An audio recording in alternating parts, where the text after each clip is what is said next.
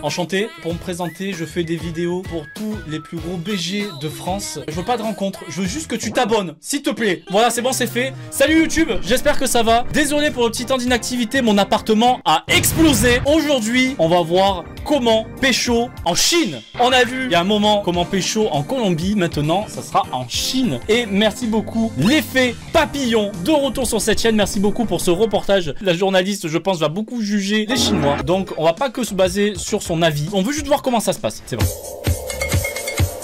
Allez, l'intro. Non, non, pas encore ça, c'est bon. On a vu la dernière fois ça. Le jardin des Tuileries? Non. Versailles? Non. Oh non, Versailles là, ça. Oh, c'est un peu trop jaune. Et là, c'est pas de l'or. Là, c'est juste un petit spray. Ici, on est en Chine, dans le plus grand studio de photos de Shanghai, là où les couples sur le point de se passer la bague au doigt viennent se faire tirer le portrait avant le jour J. C'est vrai que les photos sont très importantes là-bas. 10 000 futurs mariés prennent la pause dans ce décor de carton-pâte. Vous faites ça pour Insta? Ça va jusqu'à là le métier d'influenceur? Vous voulez faire comme PewDiePie, c'est ça? De belles photos pour votre mariage? Un passage obligé en Chine où l'on ne se dit pas oui sans se plier à ce rituel ultra kitsch. C'est pas sympa. Ça se trouve, ils aiment bien faire ça. Pourquoi les insulter dès le début, la journaliste? Ils vivent pour les caméras, oui, c'est bon. Elle a 23 ans, lui 24. Ils se sont rencontrés il y a un an. On est bien là. Let's go. Un an déjà marié. Wahoo. Wahoo.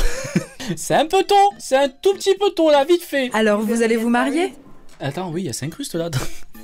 Vous la voyez pas? Ça va, on te dérange pas? Ils sont en train de faire des photos là, ils ont payé 3000 balles. Genre vraiment, casse-toi d'ici. Vous aviez peur de rester célibataire? Bien sûr, ce n'est pas donné à tout le monde de trouver son amoureux. En Chine, quand on n'est pas marié avant ses 25 ans, c'est qu'on a raté sa vie. Quoi?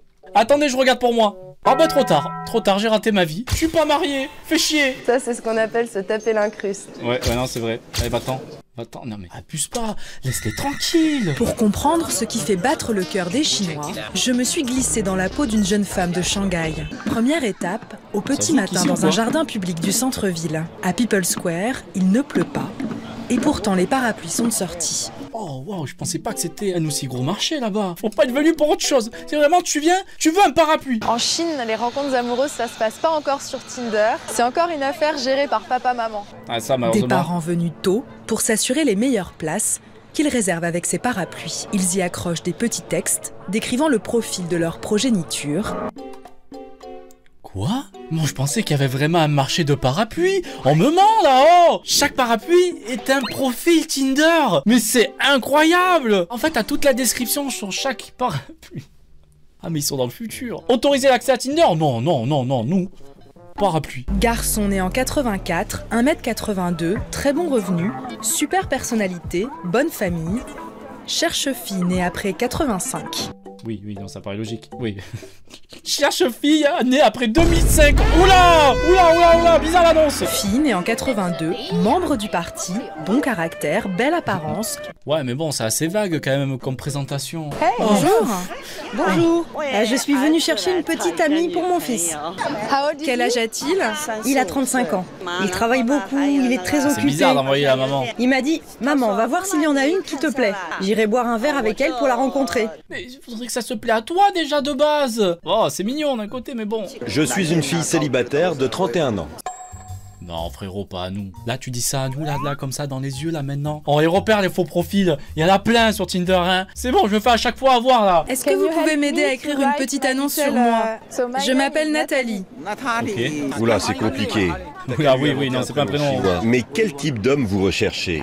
Riche, très riche. 5 minutes plus tard, je n'ai jamais été aussi proche de rencontrer l'amour en Chine. Tommy. Non? C'est bien, au moins elles devancent. Elles sont son présentoir. J'attire les curieux, mais pas seulement. Va-t'en! Oh la daronne qui veut l'exploser. Faut croire que je leur fais de la concurrence déloyale. Ah, occidental, c'est vrai que... Pas grave, je décide de prendre le taureau par les cornes et de... De quelle couleur était le trottoir? Alors? Ah, je vous pose une question. C'est ici pour trouver un mari? Là, vous devez indiquer si vous cherchez un Chinois ou un étranger expatrié. Je veux un Chinois, bien sûr. Oui, on va vous trouver un Chinois. Et des Chinois. Oh, putain. Putain, cette phrase. Enfin, vous trouvez chinois. C'est pas drôle, rigolez pas. On vous regarde. Celui-ci est né en 1988. C'est pas un peu jeune pour chercher une femme dans une agence de rencontre? Non, c'est normal. Nos célibataires sont souvent très timides, sans amis, et leurs parents s'inquiètent qu'ils ne rencontrent personne par eux-mêmes. Sympa. Ils sont en train de regarder le reportage là comme ça. Nickel, bon bah super, je m'étais inscrit là-bas juste pour trouver quelqu'un. Je me fais insulter sur la télé française. Attention, faut que je sois belle, hein. Donc là, c'est avec cette photo-là que je vais essayer de me trouver un mari chinois. Ça va durer exactement 3 secondes. Je me rends à 3 heures de route de Shanghai, Okay. à la découverte de ce qui attend des dizaines de millions de Chinoises après leur nuit de noces. Pardon? Une vie de couple sans passion et des maris infidèles. Mais qu'est-ce qu'on en sait? Je suis sûr, il y en a plein qui sont très heureux. La source, s'il te plaît. Ni hao. Bienvenue dans l'agence de la sauvegarde du mariage et de la famille. Créé. C'est un PNJ. Et c'est juste levé. Elle a dit son texte. Hop là, ah si. C'est une sauvegarde, merci. Vous avez pas vu le logo sauvegarde tout à l'heure? Il y a 3 ans par des détectives privés, cette agence de Chengzhou s'est spécialisée dans un seul type de mission, aider les femmes trompées à ramener leur mari volage dans le droit chemin. Ah, ça existe? Voici la photo de la maîtresse. Elle s'appelle Wang Yulu. Il faut qu'on se dépêche, car apparemment, elle est enceinte. Et si on tarde trop, elle ne pourra plus avorter. Wang Fei est détective privé.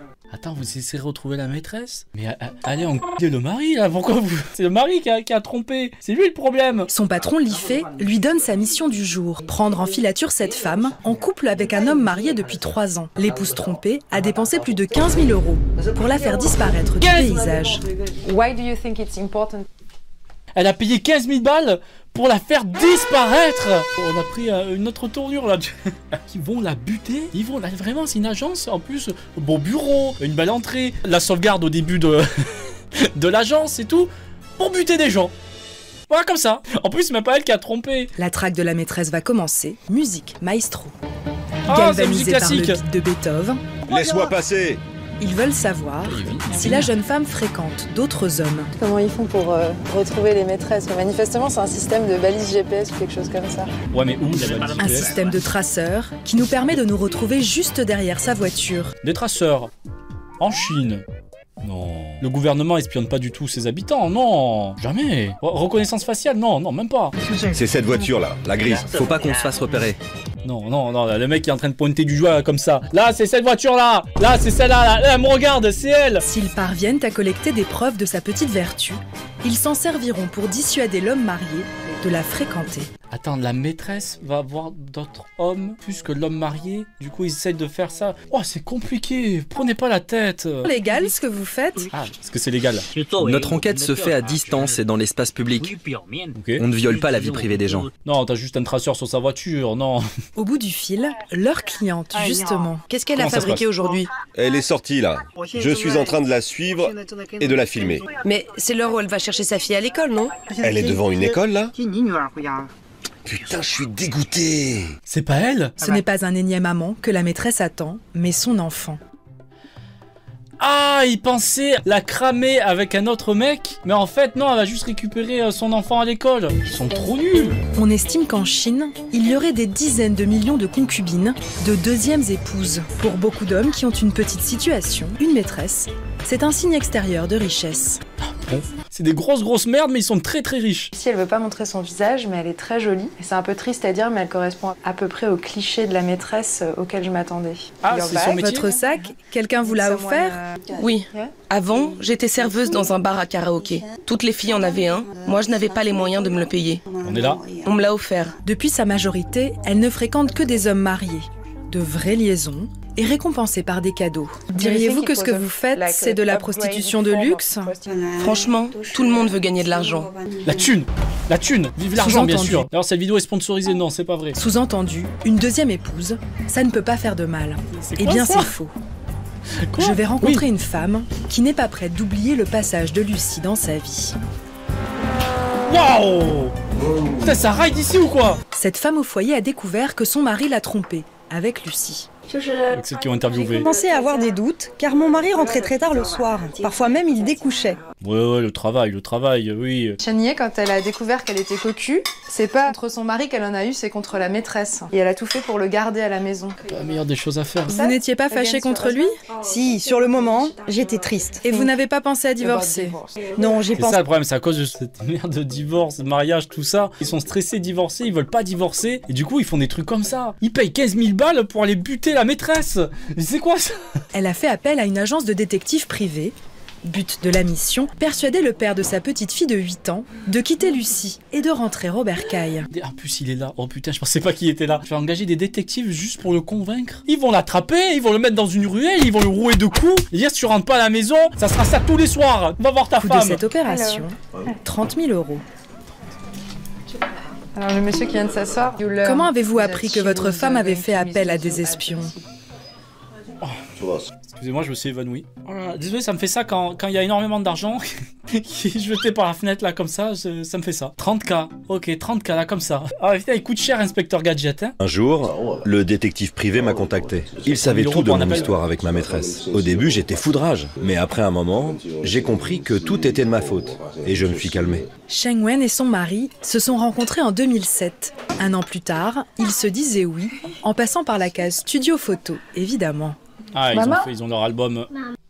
Oh, putain, oh, les montages, on dirait les photos américaines. Avec des montages tout pétés. Non, c'est très beau, c'est bon. Oh, les filtres Snap. Non, c'est pas gentil de dire ça, c'est pas bien. Oh, le montage Paint. Non, arrêtez, c'est bon. Quand je vois ces photos, je repense à cette longue période durant laquelle ma femme s'est consacrée à moi. Alors je regrette. Des regrets et de la honte. Wow. Faut se marier pour en faire des photos comme ça? Je veux faire la même photo comme ça, exactement pareil. N'imaginez sûrement pas qu'il demanderait un jour à être flouté sur ses propres photos de mariage.